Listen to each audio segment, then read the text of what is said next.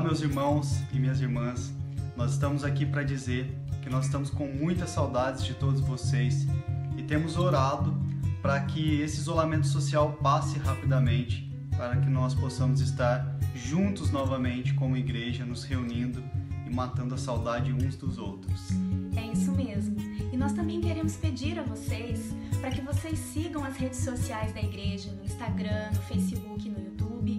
Quando vocês estiverem assistindo a palavra, tirem foto, marquem as redes sociais da igreja, para que nós possamos compartilhar e que mais pessoas possam ser alcançadas pela palavra. Fiquem agora com a mensagem de hoje e que Deus abençoe todos vocês. Deus abençoe vocês.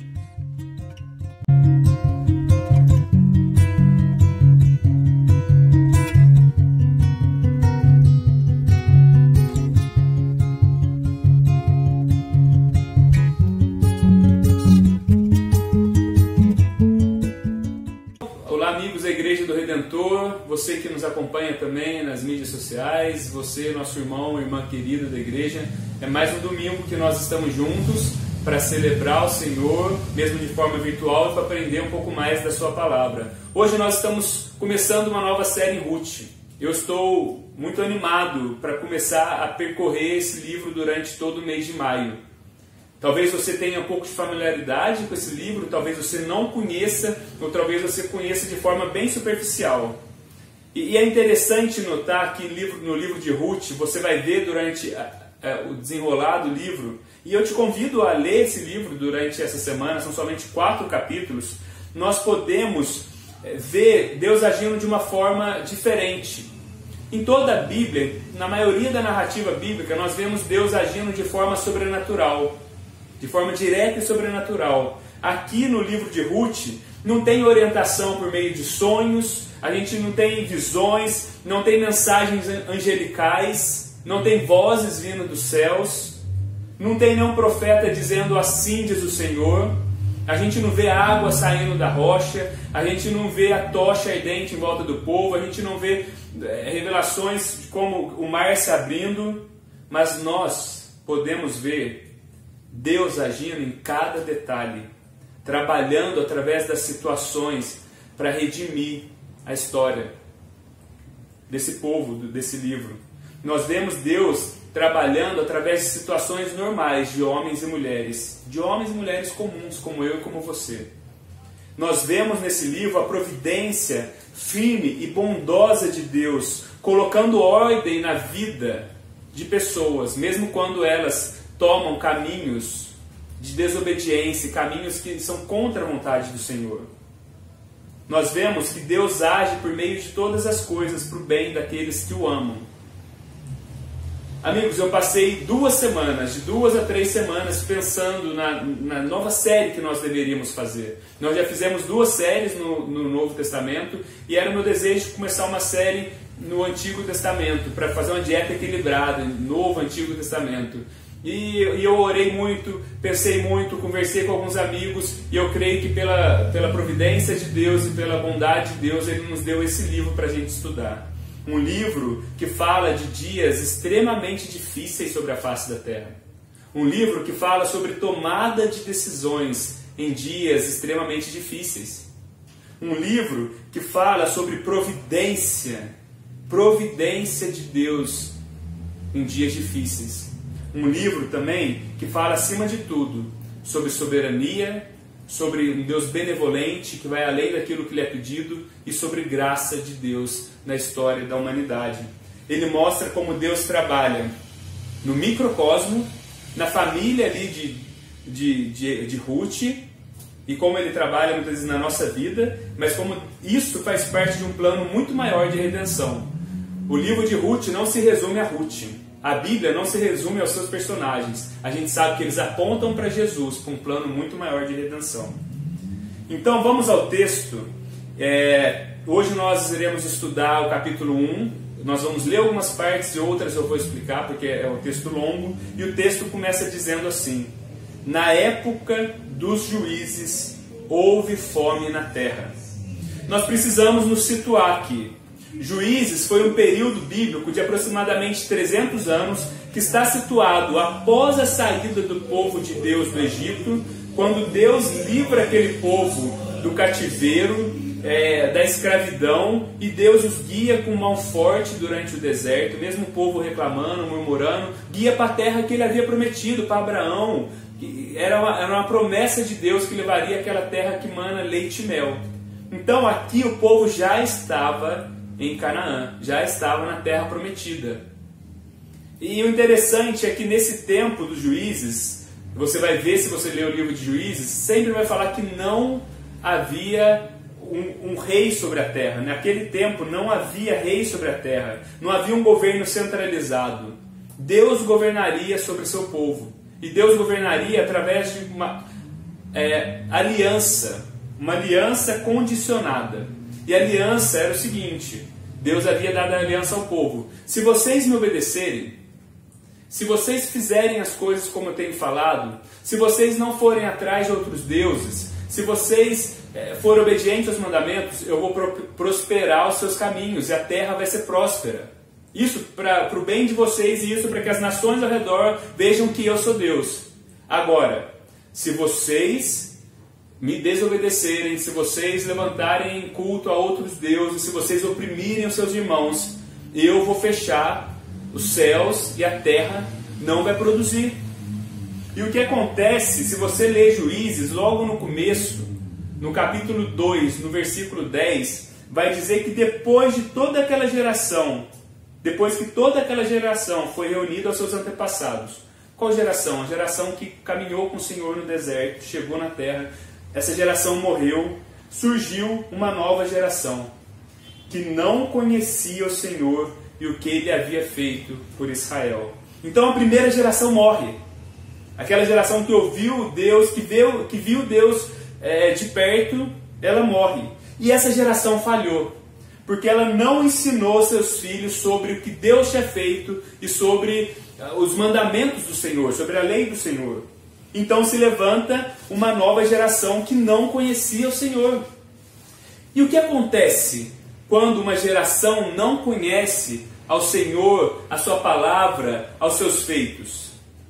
Quando você não tem um Deus absoluto reinando, a palavra de Deus reinando, o que acontece é que tudo fica relativo, assim como é nos nossos dias.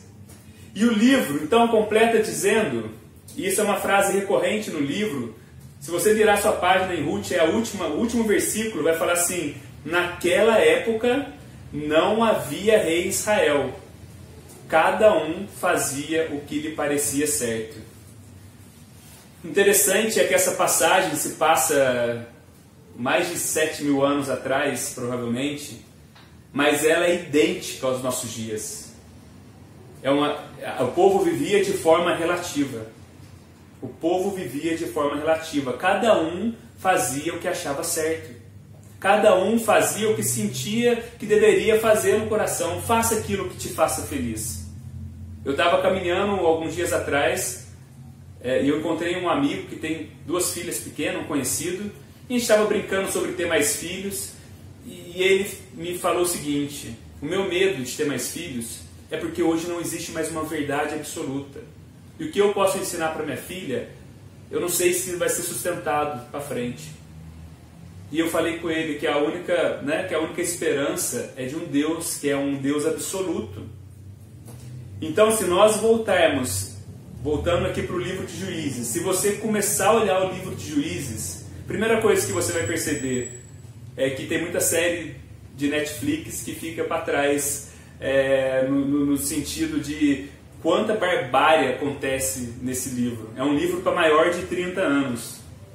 E o livro pode ser resumido mais ou menos da seguinte forma: o povo faz o que é mal diante de Deus, serve outros deuses, Javé envia uma nação para oprimir aquele povo, o povo clama a Javé, Deus levanta um libertador, que são os juízes, Sansão, Débora e outros, o opressor é derrotado, o povo tem descanso. E esse ciclo é o tempo todo no livro. Se eu não me engano, são 11 juízes que são levantados. O tempo todo é esse ciclo. Então, por causa disso, o autor, ele nos mostra, isso é uma consequência, que houve fome naquela terra. Nem sempre a gente pode dizer que uma situação difícil, situações extremas de dificuldade, são consequências do pecado do homem. Mas a gente precisa entender que nesse contexto, a fome chegou a este local.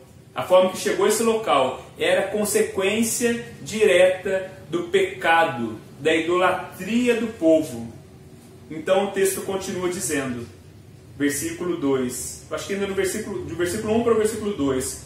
Um homem de Belém de Judá, com a mulher e os 2 filhos, foi viver por algum tempo nas terras de Moabe. O homem chamava-se Elimeleque, sua mulher Noemi e seus 2 filhos, Malom e Quilion, eram efrateus de Belém de Judá, chegaram a Moabe e lá ficaram. O interessante é que o texto começa dizendo que faltou pão em Belém. Belém significa a casa do pão. E você vai perceber que o autor do livro, que provavelmente é Samuel, ele usa de várias ironias para narrar esse livro, de várias ironias. Faltou pão na casa do pão, o que ele está dizendo. Então um homem chamado Elimeleque pega a sua família e decide se mudar para Moabe. Perceba que a decisão dele, o texto fala que é por um tempo, ele não queria ir definitivamente. Ao primeiro olhar, pode parecer louvável ou até justificável essa decisão dele. Ele quis proteger a família dele e ele quis sair para procurar alimento, para procurar pão. E talvez eu e você faríamos a mesma coisa. Mas ele parece descuidar de algumas coisas. Existe aí muitas coisas por trás dessa decisão desse homem. A primeira é que quando você estuda o tempo que aconteceu esse livro de Ruth, nos é mostrado que a fome nesse tempo não foi uma fome severa. Existem outras situações na Bíblia, quando Jacó vai até o Egito com seus filhos para buscar alimento, que a fome veio severa sobre a face da terra. O que parecia não ser a situação aqui, não era uma fome severa sobre a face da terra. E esse homem não era tão pobre assim. Você vai ver para frente que fala que ele saiu com as mãos cheias dessa terra. E ele tinha propriedades, e ele tinha outros meios para se socorrer no tempo de dificuldade. O sistema que Deus tinha feito para Israel era um sistema fantástico. Que você podia pedir socorro para outros irmãos, que alguém poderia te ajudar. Mas a decisão desse homem, o primeiro ponto, foi sair. Segundo, a fome nesse contexto, isso é muito importante, era disciplina e correção de Deus ao povo da aliança. Mas esse homem, Elimeleque, prefere não receber essa repreensão. Ele prefere não se arrepender. Ele prefere não mudar os seus caminhos. Ele prefere dar um jeitinho nas coisas. E é o que a gente faz muitas vezes. Ele pensa saber melhor do que Deus o que é melhor para ele e para sua família. Elimeleque, mais uma ironia, significa Deus é o meu rei. No entanto, ele age como alguém que não confia na proteção e na provisão de Deus. Ele age como alguém que não crê em Deus. Elimeleque, ele é um crente na teoria, no nome, mas ele é um ateu na prática. E não é assim que muitas vezes nós fazemos? Não é assim que muitas vezes nós tentamos resolver as nossas questões na nossa própria força, nas nossas atitudes? Em situações difíceis nós fazemos, eu vou fazer e resolver. Gente, situações extremas revelam onde de fato habita a nossa confiança. Situações extremas revelam se nós realmente confiamos na provisão do Senhor. Situações extremas revelam onde está o nosso tesouro, onde está o nosso coração. Situações extremas revelam muitas coisas da nossa vida. Revelam se nós confiamos na providência de Deus ou revela se nós confiamos na providência divina. Situações extremas. Elimeleque, e aqui está mais uma ironia, significa Deus é meu rei. No entanto, esse homem age como alguém que não confia na provisão e na proteção de Deus. Elimeleque é um crente na teoria, tem nome de crente, mas ele é um ateu na prática. E não é assim que muitas vezes nós fazemos? Muitas vezes nós nos dizemos cristãos, mas quando as situações extremas chegam na nossa vida, o que nós fazemos é tentarmos fazer as coisas, conseguir as coisas do nosso jeito. Situações extremas revelam se nós confiamos no Senhor ou não. Situações extremas revelam os ídolos do nosso coração. Situações extremas revelam onde estão os nossos tesouros e as nossas prioridades. Situações extremas revelam se nós vamos esperar e confiar no Senhor ou se nós vamos dar o nosso jeitinho e conseguir uma providência para nós. Se nós esperamos na providência de Deus ou se nós confiamos nas nossas habilidades, no nosso braço. Então, talvez você possa estar se perguntando: então você quer dizer, Mateus, que eu não devo tomar decisões, que eu devo ficar aqui inerte em tempos difíceis como nós vamos viver, estamos vivendo? E eu sei que essa é uma decisão, esse é um solo um pouco difícil de se pisar, né, entre os cristãos, é uma área um pouco confusa. Geralmente, quando se fala de decisão em cristão, nós temos duas vertentes, normalmente. O primeiro é aqueles que acham que Deus não fala nada, que Deus não intervém e que cabe a nós tomarmos a direção. E o segundo é aqueles que pensam que existe uma vontade secreta de Deus e uma vontade que precisa ser revelada, que nós precisamos de alguma forma descobrir. A primeira, as pessoas que acham que devem simplesmente fazer as coisas, o que nós vemos é que muitas vezes elas colocam os pés pelas mãos, elas se atrapalham todas. E o segundo é que muitas vezes nós vemos pessoas paralisadas, cheias de medo, cristãos que não tomam decisões em relação ao casamento, cristãos que não tomam decisão em relação à vida financeira, cristãos que não servem na igreja porque eles estão esperando um agir sobrenatural de Deus, eles estão esperando resposta, eles estão esperando um arrepio, eles estão esperando alguém que chegue para ele e fale alguma coisa. É preciso se pensar biblicamente sobre esse processo. E eu sei, como eu falei, que isso aqui daria uma série de pregação, ou pelo menos uma pregação. Eu não vou resolver, eu nem vou esclarecer muitas coisas para você, mas eu gostaria de te deixar 3 conselhos quando você precisar tomar decisões, especialmente, como eu estou falando, tomadas de decisões em dias difíceis. O primeiro conselho é que nós temos que começar a analisar as nossas decisões à luz da Bíblia. Muitas decisões seriam resolvidas facilmente se nós tivéssemos uma boa compreensão bíblica e um bom entendimento da Bíblia. Se nós conhecêssemos a vontade do Senhor revelada na palavra, muitas decisões nós já olharia e falaria: não, isso aqui está em desacordo com a palavra de Deus.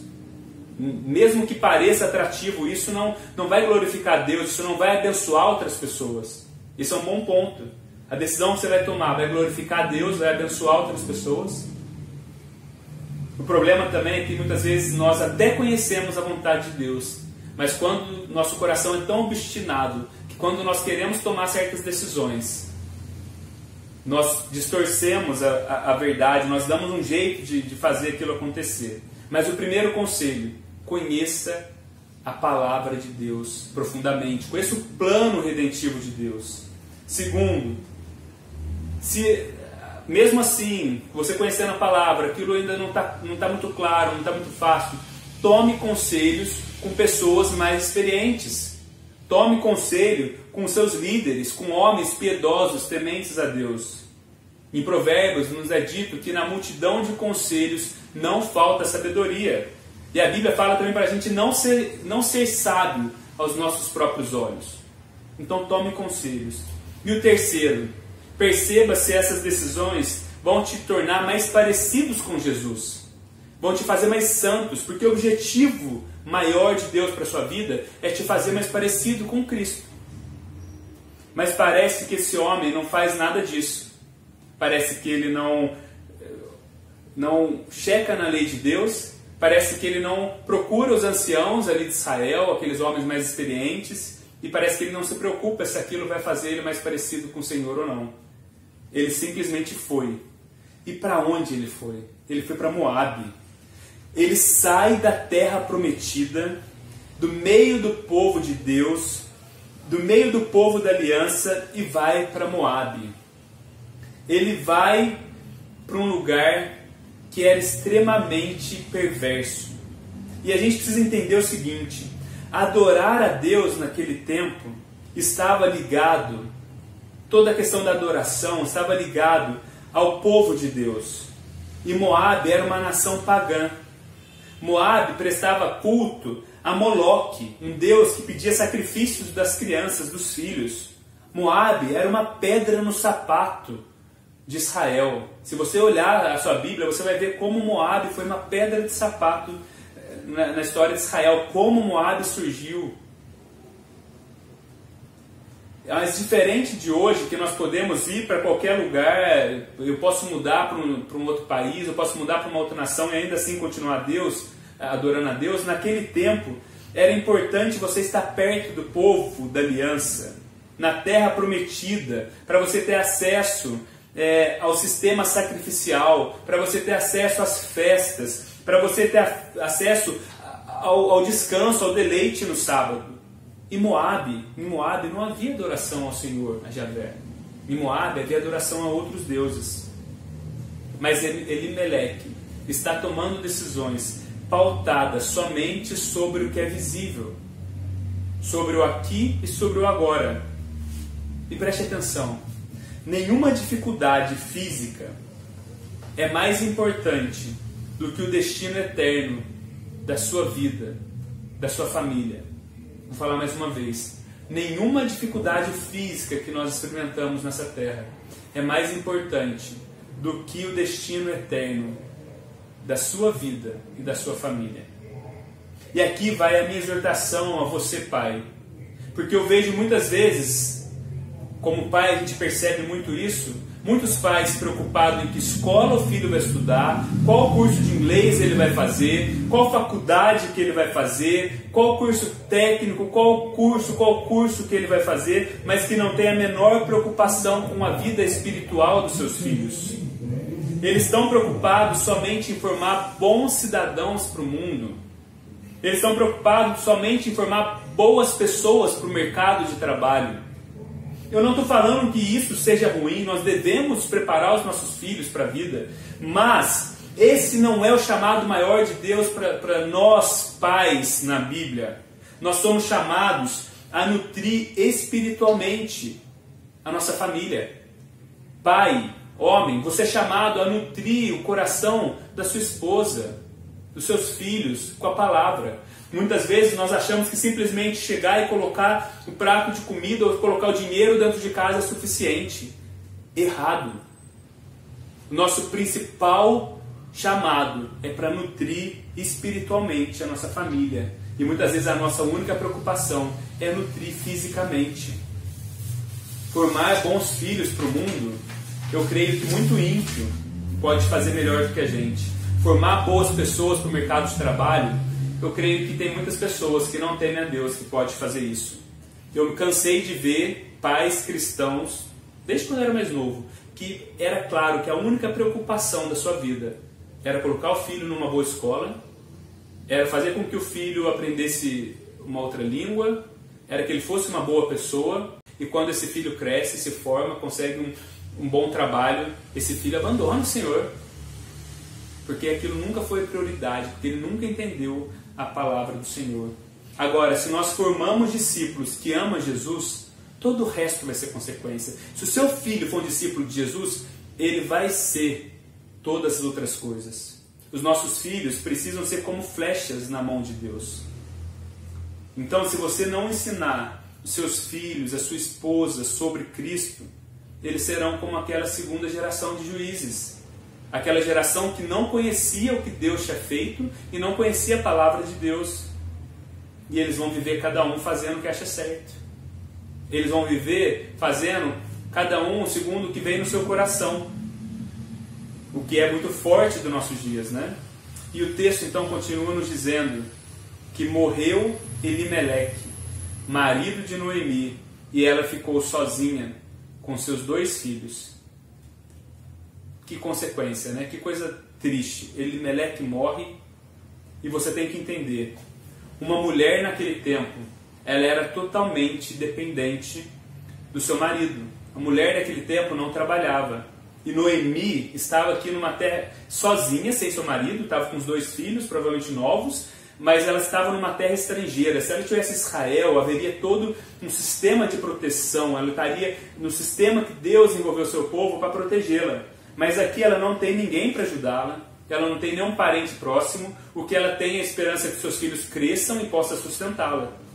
Mas o texto diz, continua dizendo, que os seus filhos, eles se casaram com mulheres moabitas, uma chamada órfã e outra chamada Ruth, e depois de terem morado lá por quase 10 anos, o plano era ir para ficar só um tempo, né? Mas depois de terem morado lá por quase 10 anos, morreram também Malom e Quilion, e Noemi ficou sozinha, sem os 2 filhos e sem o seu marido. A situação vai por ladeira abaixo. Primeiro porque os filhos se casam com mulheres moabitas, o que era contrário à lei do Senhor naquele tempo. Mas que legado Elimeleque tinha deixado aos seus filhos? Se tudo que ele lhes ensinava era sobre essa vida ou aqui e agora, o que os filhos de Elimeleque tinham aprendido sobre Deus e sobre a sua lei, sobre a importância de Deus? Mais uma vez, eu vou ser incisivo, pais, que legado nós estamos deixando para os nossos filhos? Eu me lembro, eu tive a oportunidade, não sei se alguns aqui sabem, talvez alguns sabem, eu tive o grande privilégio, uma alegria de morar por 1 ano na Irlanda, no ano de 2010. E eu me lembro na Irlanda as pessoas fumam muito, desde jovens, boa parte da população é fumante.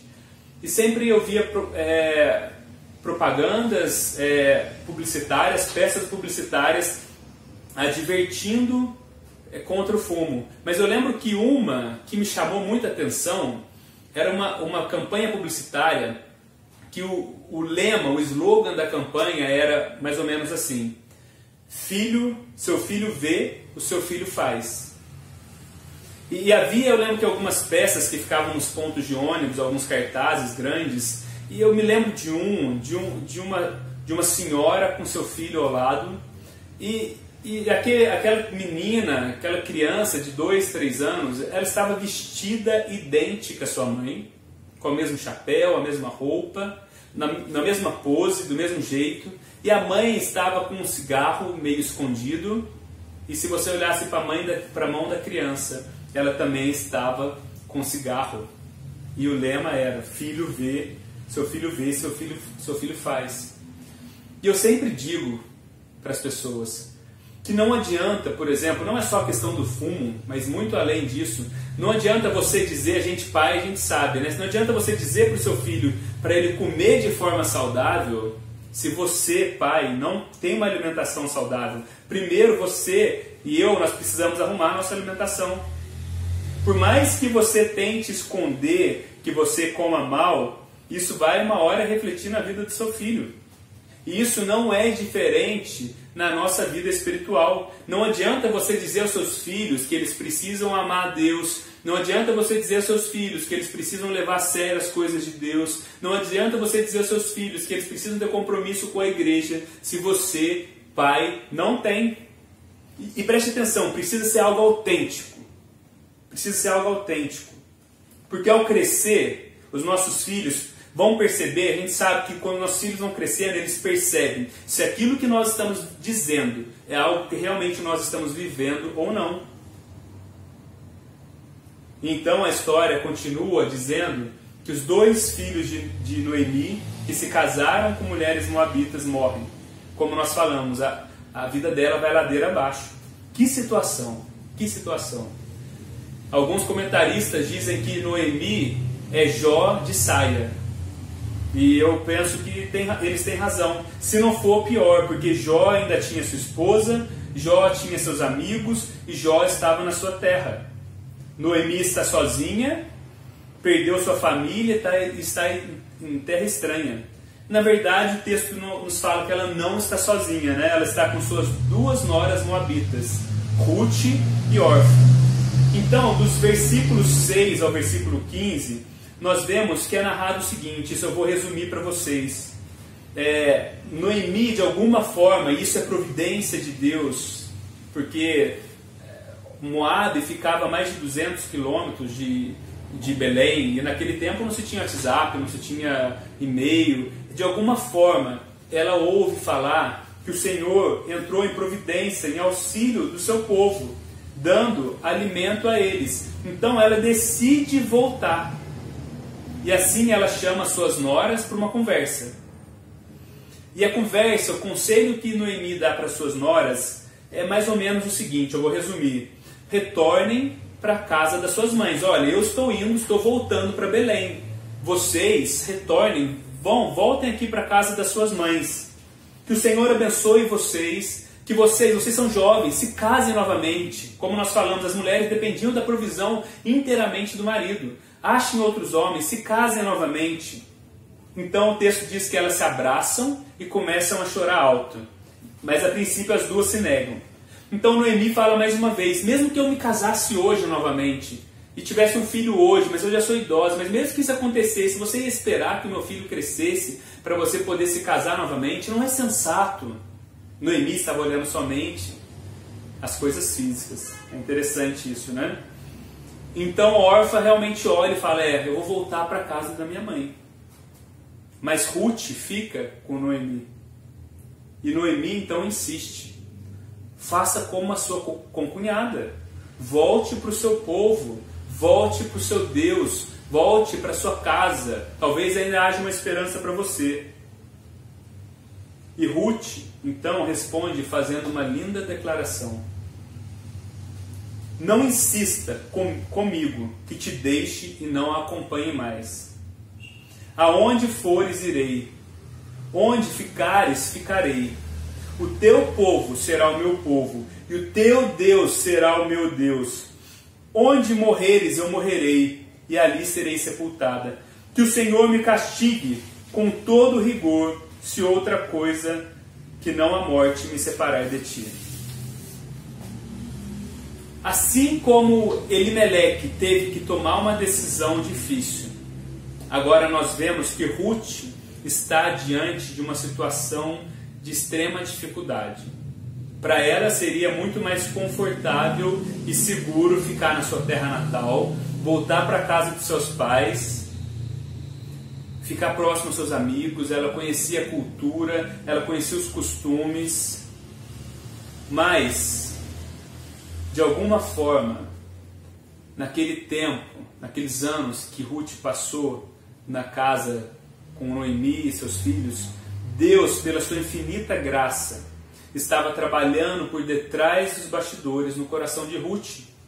Deus estava trabalhando para consertar toda aquela situação, aquela bagunça terrível que Elimeleque tinha colocado em sua família. E mesmo em meio àquela família que talvez falasse de um Deus e vivesse de outra forma, o coração de Ruth estava sendo transformado. Muitas vezes, isso é um parêntese, nós achamos que nosso mau testemunho, o mau testemunho das pessoas, é um impeditivo para a conversão de outros. Não se engane. O poder reside no Evangelho. O poder reside na palavra. Quando Deus deseja alcançar um coração, uma pessoa, pode ser até mesmo em meio de uma família bagunçada, de uma história bagunçada, de uma pessoa que fala de Deus e vive de outra forma. Deus usa pessoas porque o poder está no Evangelho. Deus usa as pessoas com vidas bagunçadas para proclamar as boas novas. É claro que quando nós vivemos de acordo, isso facilita de uma certa forma o processo, né? Mas voltando ao texto. Então Ruth, e aqui há uma ironia, uma moabita, uma pagã, ao contrário de Elimeleque, um judeu raiz ali, ela toma a decisão não em vista das coisas materiais ou do que lhe é confortável. Ela toma uma decisão em vista das coisas espirituais acima das coisas físicas. E interessante é que essas decisões, quando você toma, em primeiro lugar, a decisão pensando nas coisas espirituais, elas sempre nos levam a abraçar, a abençoar outras pessoas. A gente vê que o quão Ruth foi bênção para a vida de Noemi ao escolher as coisas espirituais em detrimento das coisas físicas. E o primeiro capítulo, então, termina mostrando, a gente já está chegando no final, a volta de Noemi para Belém. E quando ela volta, quando ela começa a entrar em Belém, a cidade, o texto fala que a cidade fica alvoroçada. As mulheres começam a se perguntar umas às outras. Se fosse hoje seria o grupo de WhatsApp das mulheres, né? Mas elas começam a se perguntar: aquela que está chegando aqui é Noemi? Meu Deus! Né? A gente pode imaginar como ela envelheceu. E é engraçado, quando a gente encontra outras pessoas depois de 10 anos, a gente fala: nossa, como fulano envelheceu. E certamente que os nossos amigos falam: nossa, como ciclano envelheceu também. Mas voltando ao texto, como ela envelheceu, como ela está mais magra, como ela está mais gorda, como ela está cheia de ruga, né? Bom, elas começam a fazer os comentários sobre Noemi. Noemi de alguma forma ouve aquele burburinho e ela fala assim: não me chamem Noemi, melhor que me chamem de Mara, pois o Todo-Poderoso tornou minha vida amarga. De mãos cheias eu parti, mas de mãos vazias o Senhor me trouxe de volta. Foi assim que Noemi voltou das terras de Moabe com sua nora Ruth, a Moabita. Eles chegaram a Belém no início da colheita da cevada.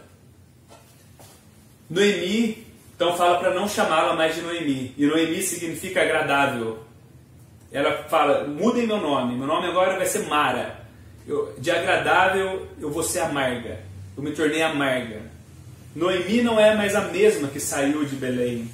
E algo interessante é que Noemi, ela não mostra dificuldade para reconhecer a soberania de Deus em toda a situação, em toda a história. Mas o que ela não consegue perceber, ela percebe muito bem a soberania, o Todo-Poderoso, ela fala, né? O Todo-Poderoso pesou a mão sobre mim, mas ela não consegue perceber a graça de Deus. E aí eu vou roubar a citação de um pastor amigo, Felipe Niel, onde ele fala assim que afirmar a soberania de Deus sem perceber a sua graça nos tornará pessoas amargas. E pessoas amargas possuem uma visão distorcida da realidade. Mais uma vez, afirmar a soberania de Deus sem perceber a sua graça nos tornará pessoas amargas. E pessoas amargas possuem uma visão distorcida da realidade. Um olhar cuidadoso, e nós veremos que, apesar de toda aquela calamidade que passou na vida de Noemi nos últimos 10 anos, ela não volta sozinha. Ela tem ali Ruth com ela, que não abandona, uma jovem que graciosamente acompanha. Outra coisa, no começo do texto, ela sai da terra, uma terra com fome. E quando ela volta, é o início da colheita da cevada. Mas ela não consegue enxergar a benevolência, a graça de Deus na sua história. Por quê? Porque seus olhos estão cheios, a sua vida está cheia de amargo, seus olhos estão talvez cheios de lágrimas, e ela não consegue perceber que Deus está agindo para restaurar a sua vida. E muitas vezes isso acontece nas nossas vidas também. E com isso eu queria chegar às implicações e às aplicações desse texto. Eu queria tirar 2 aplicações para nossas vidas. A primeira, sobre decisões e escolhas. Em vista de tudo que nós lemos desse primeiro capítulo, eu queria te perguntar: como você toma as suas escolhas? Como você tomará as escolhas nesse tempo que nós estamos vivendo, nesses dias de situações extremas que nós estamos vivendo?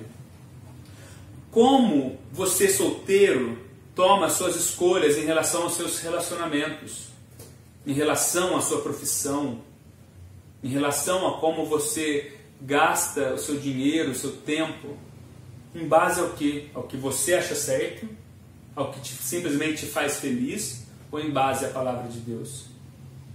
Como você, dona de casa, gasta o seu tempo, tem gastado a sua vida, tem feito as suas escolhas? Como você, pai e mãe, tem direcionado a sua família nesse tempo?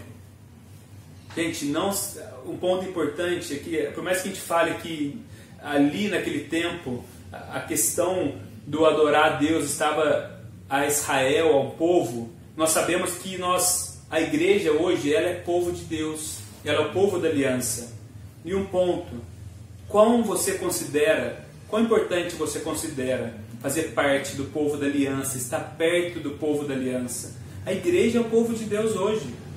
Quantos conhecidos, quantos amigos eu vi trilhando caminhos pensando somente em carreira, pensando somente em sucesso, algo do tipo, eu vou parar de ir na igreja por um tempo para que eu possa estudar, me dedicar mais, um domingo, 1 a 2 horas, eu não tenho mais tempo para isso, para me dedicar ao vestibular, para me dedicar ao concurso, porque eu tenho que trabalhar, porque eu tenho que prover, e a pessoa vai se distanciando do povo da aliança, da igreja, e ela fala, vai ser só por alguns meses, vai ser só por um tempo, assim como a decisão de Elimelec.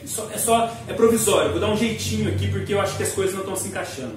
Nós fazemos as mesmas coisas e depois aquilo se torna algo longo. Quantos amigos eu não vi fazendo e conhecidos eu não vi fazendo esse caminho e hoje estão longe do povo de Deus, longe da igreja, longe da palavra, e o caminho de volta é muito mais difícil, o caminho de volta é muito mais doloroso. Talvez você esteja me ouvindo e você se encontra nessa situação. Você fez esse caminho, foi se distanciando do Senhor, foi abrindo mão da palavra e dos mandamentos do Senhor, dos ensinos, por alguma outra coisa, por um relacionamento, por uma profissão, por algum sonho pessoal, e talvez você não consiga voltar. E o meu convite para você hoje é: volte à palavra do Senhor, volte ao povo da aliança, volte a fazer parte da igreja de Cristo. Mesmo que nós não estamos reunindo presencialmente, tome isso como aliança no seu coração, tome como decisão no seu coração. É tempo de voltar. É melhor a escassez em meio a Deus e ao seu povo do que uma falsa abundância longe do Senhor. É melhor a escassez em Belém do que a abundância em Moabe. E eu repito, nenhuma dificuldade física é mais importante do que o destino eterno da sua vida e da vida a qual Deus te chamou para cuidar. Oriente as suas escolhas nas palavras, com os bons conselhos e vendo se aquilo vai te fazer mais parecido com Jesus ou não. Essa é a nossa primeira aplicação. E a segunda, perceba a soberania de Deus, mas não deixe de perceber a graça. Talvez você olhe para a sua história e consiga ver toda a soberania de Deus na sua história, que Ele está controlando, que Ele está cuidando, mas você não consegue perceber o quão gracioso Deus tem sido na sua vida. E isso talvez tenha feito de você alguém amargo, alguém cínico em relação a Deus e em relação à vida.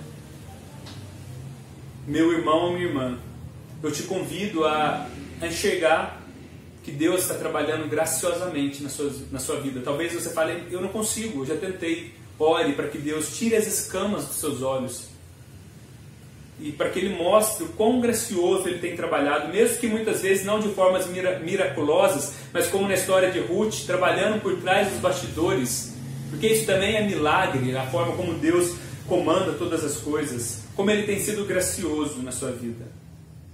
E Ele faz isso por amor a mim e a você. E talvez você me pergunte, né? Como você pode ter certeza disso? Como você pode ter certeza que Deus está trabalhando através de todas as coisas? Bom, nessa história aqui, né, de Ruth, nós vemos Deus trabalhando por detrás dos bastidores. Mas nós, cristãos, nós temos a visão de um Deus que não ficou por trás das cortinas. Jesus veio ao mundo na face de um nazareno. Jesus trilhou um caminho cheio de dores e sofrimentos. numa terra que era sua criação, mas na qual ele foi rejeitado, uma terra que foi hostil a ele. E ele fez isso para cumprir o propósito de redenção de Deus na história, porque Deus está trabalhando em toda a história, para que também nós pudéssemos ser restaurados. Nós podemos olhar para Noemi, talvez quando você olha esse texto você fique cheio de compaixão dela, que situação. Mas a Bíblia fala que nós estávamos mortos nos nossos delitos e pecados. Pedro fala que antes de Deus nos resgatar, nós nem sequer éramos povo. Nós estávamos sem Deus e sem esperança nesse mundo. A minha situação e a sua era muito pior do que Noemi. Mas Jesus tomou uma decisão que lhe custou a sua glória e deixou os céus. Custou a glória de Cristo. Ele se esvaziou. Na terra, Jesus toma a decisão de obedecer ao Pai. No Getsemane, ele fala que não seja feita, Senhor, a minha vontade, mas a tua. Cristo graciosamente nos amou e nos chamou do império das trevas, da morte. Nós éramos seus inimigos e ele se entregou por nós e nos transportou para o seu reino. Um reino de luz, um reino de amor, um reino de graça. Cristo está fazendo todas as coisas novas. Ele nos tirou do lamaçal do pecado e colocou o nosso pé firmado sobre ele, a nossa rocha. Acredite na soberania de Deus, mas não deixe de acreditar na graça desse Deus. Eu quero te convidar a orar. Senhor Deus Santo, nós te agradecemos pela tua palavra. Nós te agradecemos por cada história na Bíblia que aponta o trabalhar do Senhor nas nossas vidas, Pai. Que aponta que o Senhor está fazendo todas as coisas novas. Nós te agradecemos, Deus, por essa história que nós pudemos compreender hoje e entender, Pai, que o Senhor tem trabalhado na história redentiva do teu povo. Eu peço, Deus, por aqueles irmãos que nesses dias de situação extremas difíceis, de extrema dificuldade, vão fazer escolhas. Eu peço que o Senhor os norteie. Eu peço por aquele irmão, por aquela irmã que está prestes a tomar uma decisão, que o Senhor possa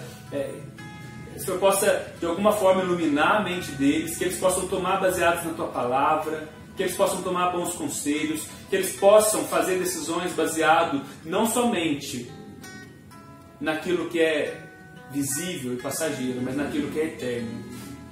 Eu peço assim, Deus, por eles. Eu peço por aqueles que deixaram seus caminhos, que talvez deixaram, assim como Elimeleque deixou Belém e foi para Moabe. Aqueles que decidiram trilhar os seus próprios caminhos e não conseguem voltar ao Senhor. Que o Senhor, com o braço forte, os conduza de volta. E eu oro para que, graciosamente, o Senhor nos mostre como o Senhor tem trabalhado na nossa história. Aqueles irmãos e irmãs que têm dificuldade em perceber a tua graça nas suas histórias, que muitas vezes têm se tornado amargos e cínicos em relação ao Senhor. Que o Senhor possa encher os olhos deles de alegria, a boca deles de cântico e louvores ao Senhor. Nós te agradecemos pela tua bondade, por Cristo que veio e habitou entre nós, a nossa esperança, e que hoje habita nos céus, intercedendo por nós. Nós acreditamos que o Senhor está restaurando e refazendo todas as coisas. É no nome de Cristo, do nosso Senhor, que oramos. Amém.